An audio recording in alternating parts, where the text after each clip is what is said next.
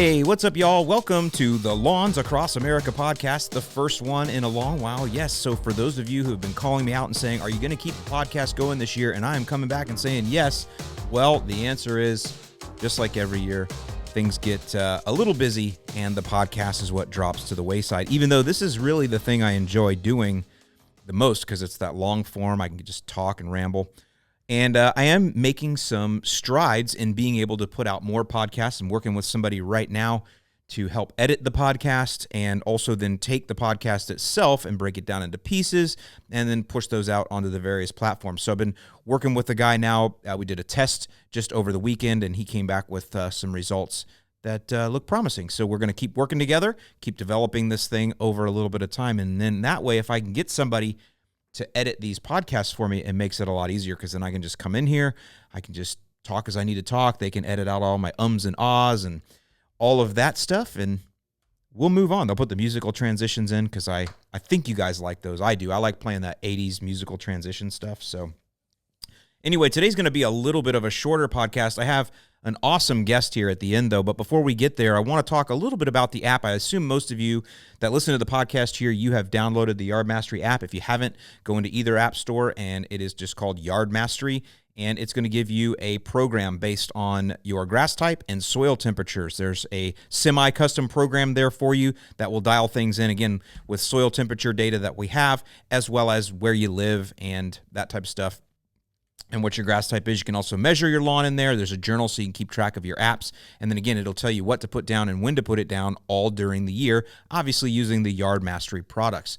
So that has been up and running now for a while, but now we finally have just gotten integrated our custom soil test. For those of you that don't know, we have a soil kit put out by Yard Mastery. Our friends over at My Soil are actually the lab behind that, and then it's just our Yard Mastery branding and everything on top of it, but it is our custom soil test that then integrates in the app. So when you take our test, you get your results back, your results will come through in the app, and then you can toggle a switch, and now you can go on a custom program based on that soil test. It does still look at soil temperatures, and it does still look at grass type, but really what it looks like when you go on the custom soil or on the custom soil plan is what your soil needs. At that point, things are off. Warm season, cool season doesn't matter as much because it's what your soil actually needs nutrient-wise that matters the most. So the program will vary a little bit. And that's what you want, right? You want a custom program that's based on your soil. So that is currently available in our all granular program. So we have a program in there that's all granular. We have one that's granular and liquid, and then we have one that is all liquid. So the all granular program is going to be granular macro fertilizers, so like Flagship, Stress Blend, Freedom, those, right? And then it's also going to have granular biostimulants. So all of our programs, all of my programs have biostimulants included because we want to improve the soil at the same time. So the biostimulants switch back and forth between Essential G from Miramichi and the 500 Soil Mastery that we get custom blended from the Anderson. So those are the all dry programs, all dry fert, all dry biostimulants. And now if you do switch to custom program, the fertilizers will be custom based on your soil tests. Now when we go to the second program, I call it the hybrid program, but it's liquid and granular. It's still going to be all granular fertilizers, but then the biostimulant components all switch to liquids because a lot of folks like to do both. And that's what I run, is I do mostly granular fertilizers and then I'll do liquid biostimulants. Now I go back and forth across the spectrum because that's what I do. And a lot of you like to play that way as well. And all of these programs, you can flex. You don't have to take the recommendation it gives you. You can make your own if you want, or override, of course, and go even more custom. But that program, that hybrid program, is, again, all granular fertilizers, liquid biostimulants, RGS, Humic 12, those all come out of the Greene County line. Microgreen is our micronutrient supplement, and then we also have the liquid aeration, the Aerate. So that's all of what comes out of there. In that program, in that hybrid program, the granular biostimulants stay exactly the same. They don't change, but all of the fertilizers will switch to a custom program when you activate that based on your soil test. So those two are ready for custom programs. The third is the all liquid program. So that's going to be 100% Greene County products. It's going to be all liquid fertilizers from Greene County, like the 1801 Green Punch, the 2600 Green Charge, and the 0025 Green Kick. It'll be all of those liquids, and then also the liquid biostimulants, RGS, Humic 12, et cetera, et cetera. Those are all in the all liquid program. That one I don't have ready for custom soil test yet. They're working on that. So once And the reason that is that one's a little bit behind is we were waiting on the 0025. We needed that potassium-only supplement in the line before we were able then to make that custom program. So now that we have that product, now we kind of have everything rounded out to the point where they can make the custom program. So engineering team is working on that right now. And so that liquid custom program based on soil test should be out sometime in the next several weeks. Now, a lot of folks had asked about pH, and I know I'm going into the app a lot here. I hope you guys will just bear with me. Some of you may not know that the app does all of this. The next thing, though, is the pH. So we didn't have a pH component in there, so if someone was high or low, we didn't have a recommendation for you. That is now coming. I met with the engineering team last week. They're going to build in a pH step, so that'll be added in if you are high or low that way. What else? I had some other notes here I wanted to go over just to make sure that we did not miss anything. But I think that's kind of most of the updates. Oh, somebody had asked about phosphorus-free programs. So just so you know, the semi-custom programs is what I call them now. When you log into the app brand new and you don't have a soil test, you can still get a semi-custom program, again, based on soil type, based on soil temperature and cool season or warm season. It'll give you a semi-custom program that way. And both of those programs, warm season and cool season, are 100% phos-free. So in that case, if you just need a phosphorus-free program, then just stay on the actual normal program. Don't go to a custom program. Now, even a custom program, sometimes if you have phosphorus levels that are acceptable, it may still offer some phosphorus, and that's because I don't have an infinite number of fertilizers to give you the perfect choice every single time. I only have a line of 5 bags with different analysis on them that I have chosen because they fit most of the profile. In fact, they can fill in most of the puzzle pieces, but everything isn't perfect. So every once in a while, there is going to be some overlap in one nutrient in order to get you another. Again, that's because I can't make 50 different perfect fertilizers. Well, I wouldn't need 50. I would need however many 27 or however many 14. I should know that. However many elements are on the soil test, I would need one pure of each thing if I was going to give you the perfect program. But again, we can't get there. So I've done the best I can to get it custom with the products that I have. And this has been in development for a long time. It's not like we just arrived at these analysis and all these things right away. We've been working with that over time. Interestingly enough, I was talking to my engineering team, and they're explaining to me the difference between versioning and visioning. And we've been doing a lot of versioning this past year, and it's been good. The app is very stable now, and it works great, and users are, the interactions are good and smooth, and we can see that, and bugs are down. But now it's time to start visioning, and so we're actually going to start doing some of that coming up, and that's going to be fun. That'll be the next steps. What are we going to do with the app to make it better, make you guys, want to be in there more, to get more value out of it, because it's free. Our app is free. So with that, download the Yard Mastery app. The last thing I want to tell you, and then I want to get into this interview, is we are having a meetup sometime in the next week in Grand Rapids, Michigan. That's all I can tell you about it right now. Follow the Lawn Care Nut pages on Facebook or follow me on Twitter or Instagram. I'll announce it everywhere. But there is going to be a meetup over by Grand Rapids, Michigan sometime in the next week. All right. I want to get into this interview because this is going to be a good one that you guys are going to like. It is something we are releasing as a first here ever, and that's pretty cool. I interviewed Cassie Reed. Cassie Reed is someone who I met because she worked for Scotts, and when she worked for Scotts, she worked on the ProVista team. So you guys know I've been a fan of the Scotts ProVista St. Augustine grass over by there for a long time. I've got it at my house. I've got it at the track, and I like working with it. It is now my favorite St. Augustine grass, especially after the tough year I've had with palmetto, which we can talk about in an upcoming video. But I've been with it now for a few years, and I've seen it come in and out of a couple different winters. I've seen what it can do, what it can't do. I know how to take care of it now. I know what it likes and doesn't like, and so now I'm able to really push it. I'm really to push all the strengths of it, and I really do. I think it's a great St. Augustine grass. Well, Cassie worked on that team, but she actually is very partial to Kentucky Bluegrass because, as she will tell you, she went to Ohio State. I call it Ohio State, but I guess when you're from Ohio, you call it Ohio State. You'll see I'm having a little bit of fun there, but because Ohio State fans, you are what you are. But so she went to Ohio State and studied agronomy, and then now she worked for Scotts, and she's doing a master's thesis because she did a shade study, and that's coming out of Texas A&M. I don't understand exactly how all of these educational credits work, but Cassie Reed is legit. She's going through school. She's only 26 years old. She's on her way up. It's really cool that I've gotten to kind of work with her through that.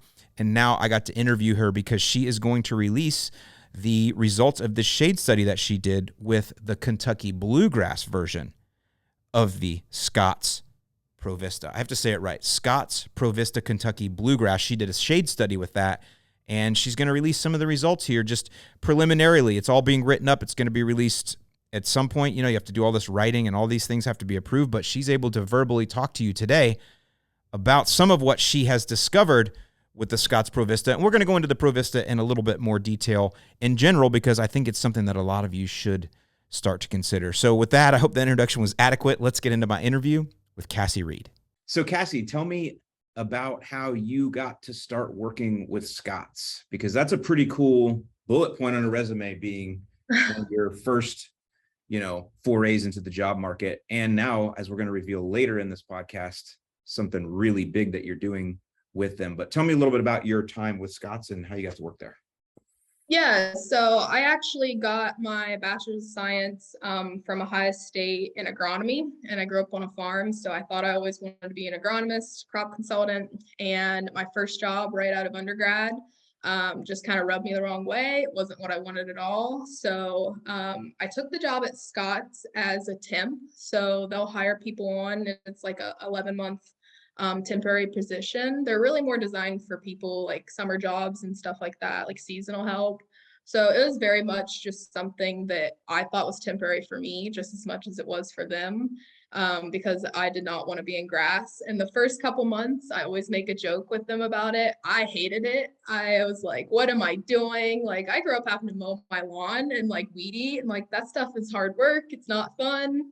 You're not learning anything. And then we started going on field tours, and because I started there early of 2019. So when field season kicked in and we started going on field tours, I started noticing a lot of my ag background can translocate to like turf grass, so herbicides, everything like that will transfer over. And so I started just kind of like asking questions and getting myself more involved. And that's when my manager there kind of sparked an interest, and like, oh, you're interested? Then I'll put an interest. Like, if you're not interested, that's fine. But if you are interested, then I'll teach you something, and it just kept going and going until I fell in love with it.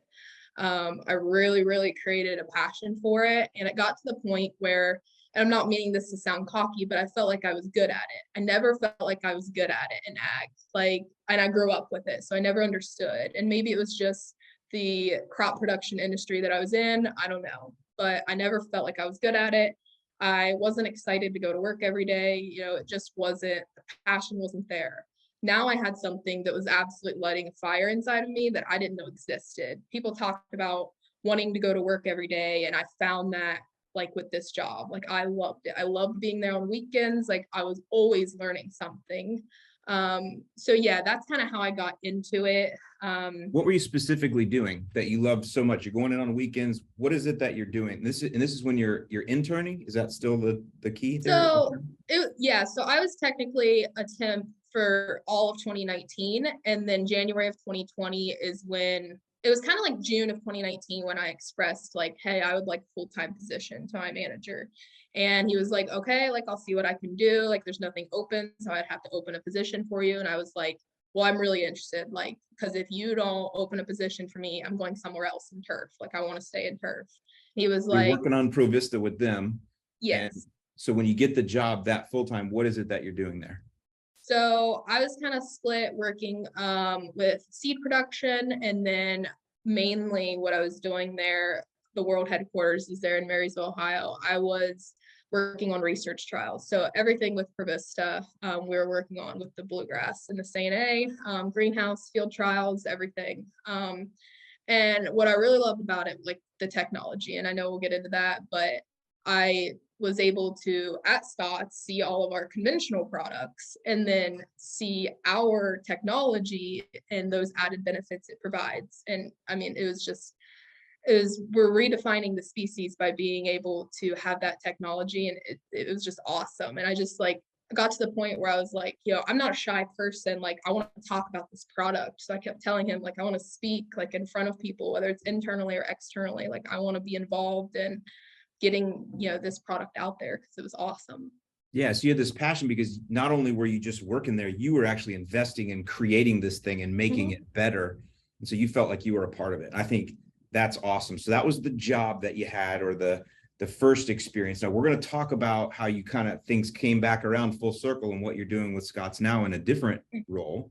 But I want to go ahead, for those that don't know, we're talking about, mainly when we talk about this technology, we're talking about Scott's ProVista, which is a turf grass that everybody knows I love. I have the St. Augustine, and I like to use the full name St. Augustine grass. I don't abbreviate it to St. A like Cassie does. She's so disrespectful, but but you guys know I've been working with the St. Augustine for a long time at my house. I have it at the racetrack, and it is my favorite St. Augustine grass. And I like it because of the three reasons, and we're going to talk about those now. So there's three kind of like key performance indicators they talk about with it. And I actually had some misconceptions about it. So Cassie's going to help me with that there. And I want to say that the Kentucky Bluegrass has the same characteristics that we're going to talk about, these same three. And then again, we're going to talk about a fourth in a minute.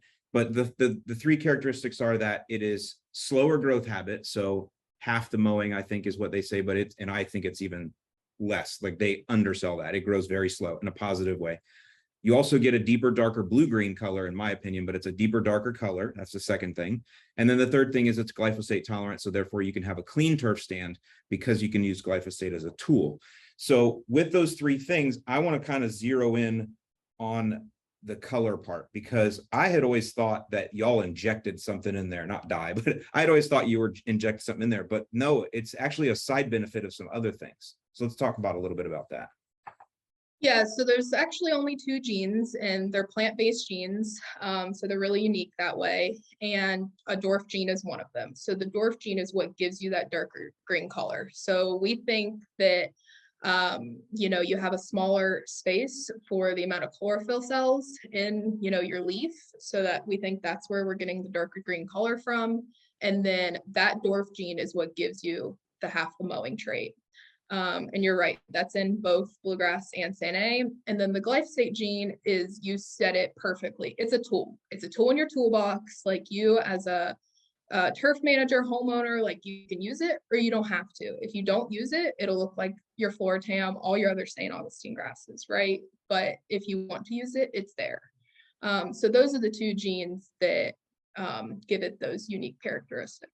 Yeah, so that's what's so cool, and that's why she says redefining the species, because that's what they're doing. They're using science to make the turf grass perform better. And in Florida, that having clean St. Augustine grass is impossible until now. Yeah. But I do think it's kind of cool that it makes sense. Like, if I think about bro science, like logical, if I have chlorophyll things, if pieces of chlorophyll or whatever chlorophyll is, it's a cell, I don't know, whatever, and I pack them tighter together, it makes sense they're going to be darker colored, right? Because if you think about spreading things out and more sunlight can get through, it's a lighter color. So it's kind of interesting that the compact growth is what makes the darker color. I always thought it was me throwing down more of my fertilizer. At least that's how I saw my fertilizer. But really, it's just the St. Augustine already has it built in. Well, if you think about, PGRs, and a common one is Primo Max. So the active ingredient in that is trinexpec ethyl. So what that specific PGR does is it inhibits the gibberellic acid in the plant. Well, that's exactly what our dwarf gene is doing, except you don't have to put out an application. So what does Primo give you? Not only does it give you, a shorter plant, it typically will give you a darker green color. Well, that's exactly what ours is doing, right? So ours is like naturally inhibiting that gibberellic acid. So it's giving you the darker green color and half the mowing without having to put a product out. Yeah, so built-in plant growth regulator. So that actually then would be less chemical on the earth. Yep. So that's actually a positive thing. So I like that. And obviously I'm a fan. I've worked with the Kentucky Bluegrass a little bit. We put it in at the Millennial Farmer's dad's house. I also helped Jake the lawn kid sod his. And I like it. I think it's cool. I mean, I like Kentucky Bluegrass just as much as anybody else. But I want to talk about now the study that you did, because this, to me, I don't think anybody can make this claim at all. Well, I think you're going to tell me nobody can make this claim with Kentucky Bluegrass. So talk about the study you did, why you did it, what it's for, all of that, and then the results that you got. This is a release right now. I don't think this is first time on the internet right here. So let's hear it. So first off, kind of why we did the study. Maybe some people know, maybe some of your followers don't, but warm season grasses are typically less shade tolerant in general than cool season grasses. However, Kentucky Bluegrass is very wide known to not be shade tolerant. As a matter of fact, there's actually not that much research out there for shade specifically on bluegrass because of that. It's just so known that regardless of the variety, it's very, very shade intolerant. And like I said, our genetics are the same in St. Augustine as they are in bluegrass. However, St. Augustine grass is already a pretty shade tolerant grass. So is it there? Is it giving you an added benefit? Sure, but we're not able to make like a high claim like we are to like make an impact like we can on bluegrass because of the shade tolerance difference. So for bluegrass, like we added these traits and now it's just a matter of running trials, doing studies and seeing, what can we actually make a claim on. So we already have that half the mowing claim. So then it was a matter of, can we be more shade tolerant, right? So we have this darker green color, shorter plant. How does it perform under shade?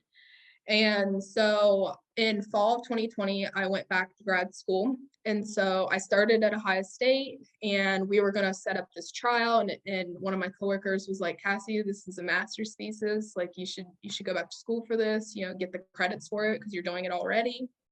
And so we ran this trial. It was a 2-year field study in fall of 2020 or throughout 2020 and then 2021. And I do just want to say, like, we've put this like ProVista bluegrass all through. It's in home lawns under shade. Like it's, throughout all of our research station under tree shade, building shade. Like this specific study was controlled like artificial shade tarps. Right. But like it's been, put under natural tree shade, building shade, everything In the field. Yep. Yeah. This is just so it can be published, like this specific trial, so that we can truly quantify a number, like a consistent number of how much light is required. Now, yeah, like this is in Ohio, light is different throughout the entire, world. But what we quantified was DLI, so daily light interval. So that's how much PAR or photosynthetic active radiation that a plant receives in a day. So we were able to get actual numbers. And when we reached those numbers, we were seeing that for turf quality to still be acceptable turf quality, ProVista was requiring half the light is what conventional was to still maintain that. So tell me a little bit about some of the, hold on, my phone is ringing right in the middle of the big reveal. So that's the whole thing, 50% less light requirement and to keep the same dense turf canopy or same stance. So talk about, and I don't know if you can send me any pictures or not, but you set up these tarps across your study. Mm-hmm. And tell me some of the things that you're doing to monitor the quality of the turf. Besides, you're monitoring the light, I'm sure using some sort of machinery or equipment for that. But what other things are you doing to monitor the turf quality? So these tarps are over the conventional and ProVista at the same time. So it's a split plot design. So under each shade level, there's full sun and it goes all the way up to 90% shade reduction. So in that case, you're only receiving 10% sunlight throughout an entire day. So really, really harsh conditions for bluegrass. And yeah, well, we've got a data logger under there. And so that's what's monitoring the actual light. But then once a week, I was trying to replicate a homeowner. And typically in the north, they're mowing once a week, right, throughout the growing season. So I'm going through and I'm taking heights every week. So I have a measuring stick where I'm taking heights and I'm taking lightbox pictures. So what lightbox picture does is digital image analysis. And then we run that through something called Turf Analyzer in order to get the percent green cover and then the dark green color index. So we're getting the green color from it and then how much ground cover is, right? Because what happens to bluegrass under shade is as that homeowner, when you're going through and you're mowing your lawn every week, you're actually shaving off all the energy that plant just used to stretch and reach towards the light. So as it etiolates every single week and you mow it off, you're actually hurting the plant for bluegrass. So when you do that, it starts to thin out, and that's where you'll see bare ground a lot. You'll see it all the time in bluegrass underneath trees. And that's why homeowners will have mixes in their lawn, right? They'll have their fescues and their ryegrass. So their full sun is mainly bluegrass, but their shade is their other species. But now with ProVista, the goal is to have a lawn to be 100% bluegrass. And that is what people want. People love bluegrass, but they always say it's slow to grow. A lot of them don't like that if they want like a fast seeded lawn. But the biggest thing is it can't grow in the shade.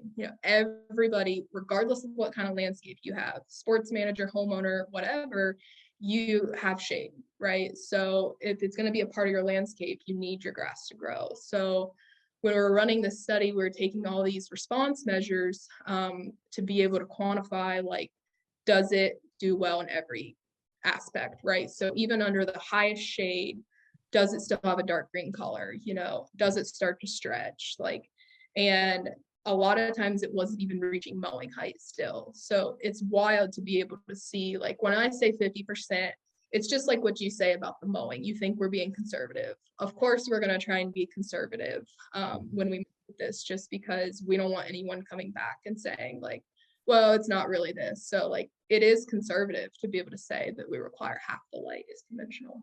Yeah, so they're literally, so I don't read a lot on seed, but I know that's one of the things people will talk about with the different names of the grass seeds that are out there, Kentucky Bluegrass, that it's done better in the INTEP trials and all of these different things like that. So for you to be able to say 50% less, I mean, if nobody else can claim that, I mean, that is, to use the word, game changer.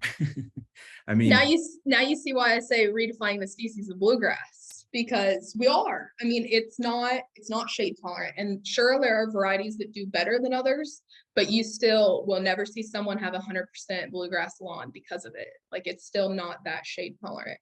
And you can, with ProVista's bluegrass, you can have your lawn be 100% bluegrass with that. That's awesome. And what's cool about it is this is a side benefit. This isn't something y'all set out to, like, in other words, when you set out with your 3 original things that you were going for, slower mowing, greener color, these are things you discover as you go. This is another thing you've discovered as you go. Yeah. And so that's really, really cool. I can't wait to see it come out and start being advertised. And I will obviously be a big fan. One other thing I did want to talk about with the Kentucky Bluegrass, because I just think it's funny. So I'm going to tell you a quick story. So we did the sod, the Kentucky, I'm sorry, let me say it right. The Scott's ProVista Kentucky Bluegrass. That's how we're supposed to say it. I was corrected on that a long time ago by a general manager over there. And so I want to make sure I say the full name every time. But anyway, we put it at Jake's house. We sodded it. It was great. We got the sod from H&E over in Illinois, over by there. And it was just great sod. It went in, it was beautiful. And then this spring, I went to see him, and it was late spring. Spring was late this year across the country. He's in Northwest Indiana. And I went to see him. It was, I want to say late May, like the last couple of days in May. And his lawn, it looked like a bunch of only brown seed stalks, like 85% were mostly hardcore seed stalks. And almost no blades of grass. Now, this is me coming up upon a lawn that you have to realize we just sodded, and I'm looking at it going, what the heck did you do to this dude? Like, and I was like kind of making fun of him. I'm like, bro, they gave you free sod and you just destroyed it. But I'm talking to you, and I realized, we were talking earlier, that no, this is just, and it's not, I'm making it sound terrible. It was scary the way it looked, but a week later it was fine. Even now it's fine. But so tell me a little bit about what might be happening there, and what's somebody could do to, I don't know, avoid it or just live through it. What was he seeing with this Kentucky Bluegrass there? So the thing that people don't understand, because they're able to mow them out so easily, is that every single species flowers in the spring. Your St. Augustine even flowers in the spring. But all of your conventional species grow enough come spring, especially when your soil temps reach a certain point and they start actively growing, that you as a consumer go through and you mow those flowers off, no problem, 1 or 2 mows, done, you move on. Well, with ProVista, because of those dwarf genetics, they don't grow as fast, which is great, but those flowers sit in that boot and they stay there. So one thing we've noticed is when you start to see those white flower tips down in the boot and at the bottom of your canopy, you kind of need to go in and, like, almost scalp it. Homeowners get really scared when you say, like, scalp it. So I try not to say that, but it grows back. Like, that's when you're going to put out your spring fertilizer application. So before you do that, go in and low mow it, mow those flowers off. And it's like, yes, you have to mow lower than your typical bluegrass because it's dwarf, right? It's already short. It's just coming out of dormancy. So it's really short, hasn't grown at all. So as you're seeing those flowers, low mow it, put some fertilizer out. And for a couple weeks, it might look, a little bad, but you get those flowers out, and then you're not having those brown tips that you're dealing with that you saw. Yeah, see, that's kind of interesting too. So I don't know. I've noticed with the St. Augustine grass that if I don't, now I'm down here in Florida, so we don't typically go dormant. We Yeah. can, a good year, bad year. But if I keep my ProVista pushed really hard with nitrogen, which I can do because of the built-in growth regulator, I don't get any flushes of growth at all. So I can hammer it with all the nitrogen I want. And I love that. That's probably the reason I like it the most. And it doesn't grow any faster. So that's kind of fun. But if I don't do that, if I back off, which has happened in years, a couple years ago, then, and it does go dormant, it's slower to come out of dormancy than other St. Augustine grasses. And I'm assuming this is the dwarf coming in. It's just, it's just one of those things. So could it be the same with the Kentucky bluegrass, that coming out of spring, it might be a little bit of a later bloomer, a little bit of a later starter. And then on top of that, because the seed heads, and let me just, she calls them flowers, which is the proper term. You know, I call them seed stalks, seed heads, whatever, because I'm just a hillbilly. But the idea is those seed stalks or whatever would grow 6-8 inches if you didn't mow them off. But because they're typically in other varieties going to grow 6 or 8 inches, they grow really fast. Where with this Kentucky bluegrass, it grows slow. They never grow very tall anyway. So you're just mowing over top of them all season. And the seeds are just staying below there and just getting browner and browner and browner, which is cool. But, and they are sterile, right? Those seeds are not going to grow. Is that right? Yeah. So like, I think, I hate putting like a number to it, but a lot of consumers mow their lawn with bluegrass at least at 3 inches, right? So our grass is not going to reach 3 inches at that time of year. So, 2 inches is probably the highest that those flowers are at, especially if you just laid sod down the fall before, like he did. So with that new stand, like you're really gonna have to mow them low. And if you haven't done that before, like, and they probably haven't, someone up north that isn't used to Bermuda or something that they're scalping a lot, it's going to be scary.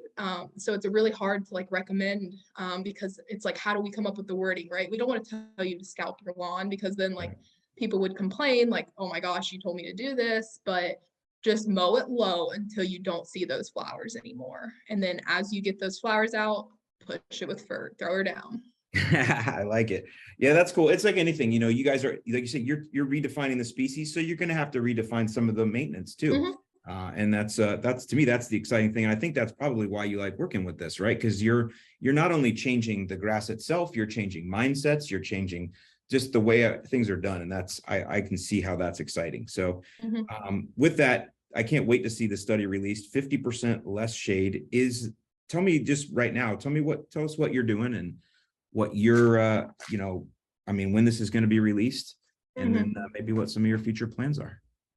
Yeah, so I'm actually Texas A&M now, so I live down in College Station, Texas. So long story short, was really interested in sports turf. I loved my job at Scott's and I loved the product. I just wasn't sure if school was for me, and I knew like the trial was already done by end of last year, so I knew like the publication would get out even if I wasn't the one that wrote it. So I thought I wanted to be in sports turf because one of the biggest things I loved about my job was just being outside and like doing the dirty work. What I didn't realize is the difference in that job versus I ended up taking a job with Texas A&M Athletics to manage the soccer field and be a part of the field staff here. But what I didn't realize was the difference in how I was managed. And I didn't realize that until I got a different manager. And long story short, there's nothing wrong with who was managing me at A&M. It's just, it was all me. Like, as cliche as that sounds, like I realized that I have to be managed a certain way in order to be successful. And, maybe you'll think that's my generation or my age, but at Scott's, my manager was very good about knowing what I like to do, and I like to do the field work. I want to be on the sprayer. I want to be on the mower. Like, I still want to be outside doing the work, but I want to be a part of those programs. I want to be a part of all the pesticide programs we're running, the trials, setting up the trials, running the data. Like, I still want to be learning and be a part of the team, not just someone out there doing the work. And with athletics, they have, all of A&M's fields are real turf. So they just have so much that they're managing. They're going around every single sport, every single athlete. that they don't really have time to be able to be teaching someone like that. Mhm. You know, and I came down here from cool season and I wanted to learn as much as I could about warm season, and I just wasn't. So I decided that I wanted to finish my master's. So contacted the guys at Texas A&M here in the turfgrass department and was like, will you guys take the master's that I was working on at Ohio State? And they're like, yep. So I started back here in May. So I have summer and fall classes left.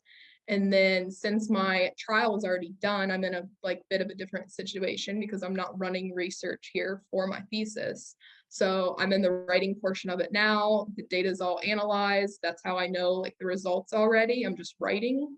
And so I'll finish in December with my master's of science. And then journals take a while to get published because they got to go through the whole review and edit process. So I can't give you like a time as to when it'll be exactly published, but within the next year for sure. That's awesome. Congratulations. You've done so much already. And so, yeah, you're 26 years old. And I would say, yes, this is part of your generation, but it's a good part of your generation, which you think you're a millennial, don't you? I Google it. I was born in 96. All right. I don't know. I thought you were Gen Z. I don't care. I'm Gen X. Everybody hated us. But no, I totally understand why you liked the job where you had a manager that let you be involved in everything, right? That is your generation because you want to get wins. That's how I always say it. Your manager said, oh, Cassie, do you want to go win? Okay, here, go do these things and go get a win. And you go get a win and you come back and go, look what I did. I won. And now you feel like you're a part of it. And that's just how it works. I mean, that's how all of us want to be managed. Whereas you're right, at an old school, an old school where you are now, it's all siloed, right? And so it does, but that's just because that's how those things operate. Yeah. So that's good that you're self-aware about, how you want to work. I think that's probably your most positive trait going into whatever your next career move is being self-aware. So yeah, I'll be able to ask the right questions now. I mean, it's been a hell of a ride to try and figure it all out. I feel like it's taken me a lot longer to figure things out than some people, but I had to stop comparing myself to people my age that got the perfect job in their mind right out of school and will stay there forever. I just don't think that's how you learn and grow as a person if you just stay comfortable forever either. In order to grow, you have to get uncomfortable, and I've been uncomfortable a lot in the last 6 years of my life.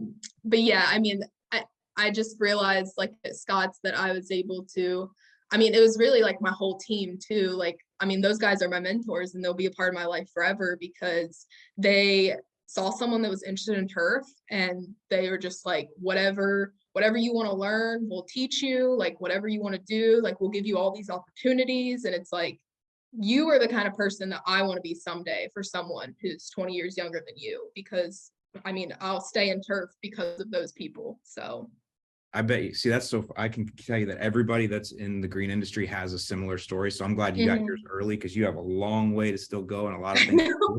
No, but it's just good that you're already thinking about being a kingmaker. That's what that is. That's what those mentors are to you. And I know those guys a little bit too. I work with them too. They're kingmakers. They're making you the king. And so that's or the king in your case. So that's a good way to go. I will put your links below if anybody wants to reach out to Cassie.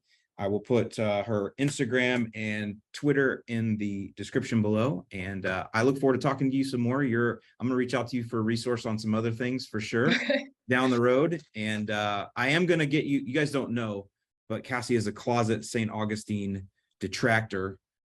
So she doesn't like St. Augustine grass. So we're going to change that too. I wouldn't say I don't like it, but it's not your barefoot bluegrass. It does not, well, you walk out in it all the time and you're barefoot. But you came from Indiana. You came from Bluegrass Town. Like, I know it's not the same. It's not. It's not the same, but it's built for a purpose. So, but I'm going to get you to like it. So that'll be a whole nother podcast we'll do. But Cassie, thank you so much for coming on. Really, thank you for sharing your knowledge with us. And seriously, congratulations on this huge master's thesis that you're going to be releasing. And I hope it does a lot of great things for you and for Scott's. Yep. Thank you. I appreciate that. All right. Well, I hope that was something there interesting for those of you nerds who really like that Kentucky bluegrass. I actually like Kentucky bluegrass too. It is the best barefoot grass. You can't deny it. Okay. It is what it is. Our grasses down here in the South, we can't compete when it comes to that whole different thing going on there. But I actually was just thinking about something with this built-in growth regulator, because I think all of you, I'm talking to you guys that real mow, you guys and gals that real mow. I'm not a real mowing person, but I have great respect for those that do, because I understand the commitment that it takes. That's why I don't real mow. It isn't that I'm against it. I just don't want to commit to that type of mow of literally every day. And so some of you, many of you will employ a plant growth regulator, Primo Max or whatever it is, and you'll put that down to slow the growth of your grass that you're real mowing. Bermuda is really where you hear about that most. But, a lot of folks do that with the cool season grasses too, for sure. A lot of y'all that are real mowing your KBG. So I'm wondering, with that built-in growth regulator, if that wouldn't make real mowing easier. I'm also wondering if your grass, I don't know, I just wonder what it would look like, since you already have to kind of scalp it down in the spring, which I'll talk about that in a minute too. I want to add some more color to that seed idea, just so you guys know. And let me see, I had texted Jake before this to see if he could send me some pictures. But what I'm going back to here is, I wonder if you real mowed that, since she found that it can handle more shade. The chlorophyll packs tighter together, which is why I assume it can handle more shade, because the chlorophyll's packing tighter together per square inch, I don't know. I'm not a scientist. I should have questioned her a little bit deeper on that. In fact, if you guys are on YouTube and you have further questions, leave those in the comments below. Cassie can either respond to those, or she and I can have a follow-up. I think that would be best, but leave your questions below. But I would just be interested to see if that tight, compacted chlorophyll, because of that built-in growth regulator, what that would look like real mode, and how it would do in shade. I don't know.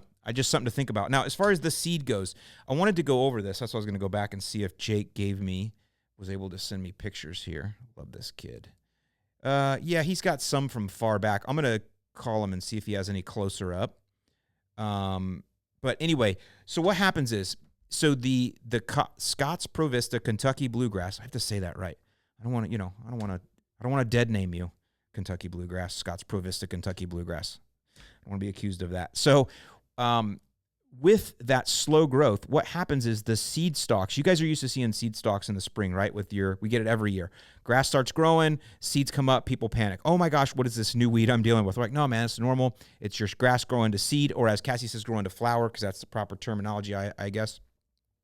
What you have to do is just keep mowing it off, because it takes energy away from the plant, right, to create that seed. Because in the world outside of lawns that we deal with, what that stalk would have to grow several inches tall. It would have to, all the energy would be pushed up into that flower, right, so that it can mature, and then it dries up and they fall off and the seeds grow. Now, all the seed that's in your lawn, unless you have an old school lawn, but all the new seed that's grown nowadays is all sterile. I don't know how they do that, but I know they can do that. You hear about that with all kinds of things where they don't want seeds being used over and over and over and whatever, but they're all stale, okay? So if your grass goes to seed and you were to let it grow tall enough, which would be several inches, if you're able to do that without making your house look like it's foreclosed, those seeds wouldn't grow anyway. So what do we tell you? Mow, so the lawn doesn't, or the roots and everything doesn't waste energy and waste time on making those seeds. Keep mowing to discourage that, right?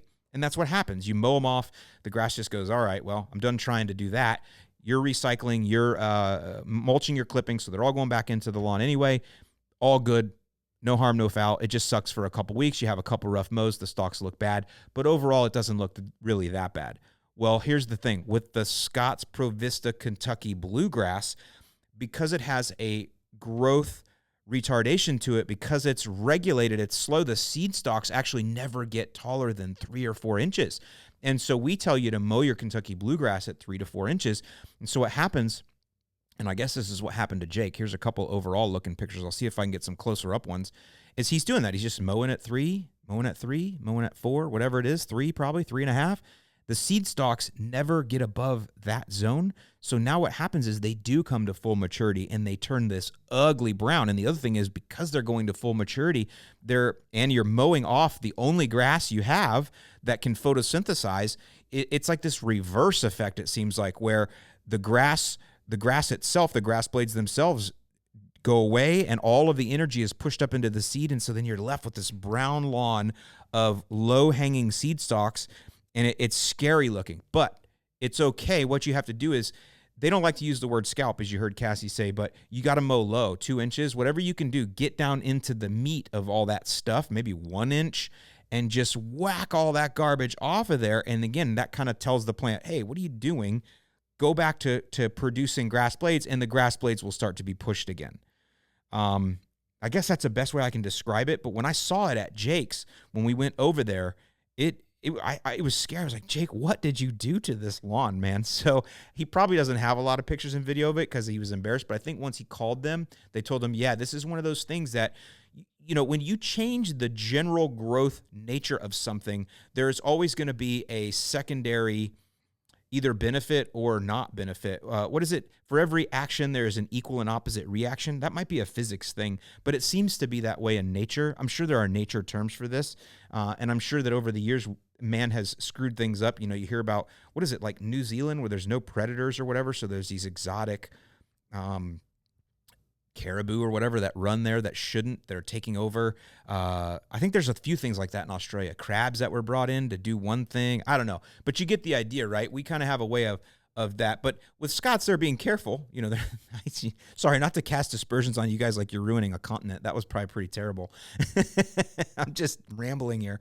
But the idea is, right, they don't know some of the things that they're going to get from it. And this is just one it could be seen as a negative, but if it's just another point of sale that they need to let their customers know, hey, it's going to look a little bit whatever in the spring, just give it a little scalp, hammer it with some nitrogen, which I'm good at talking about, Scotch. I like to tell people to hammer the nitrogen, so bring it on, big brother.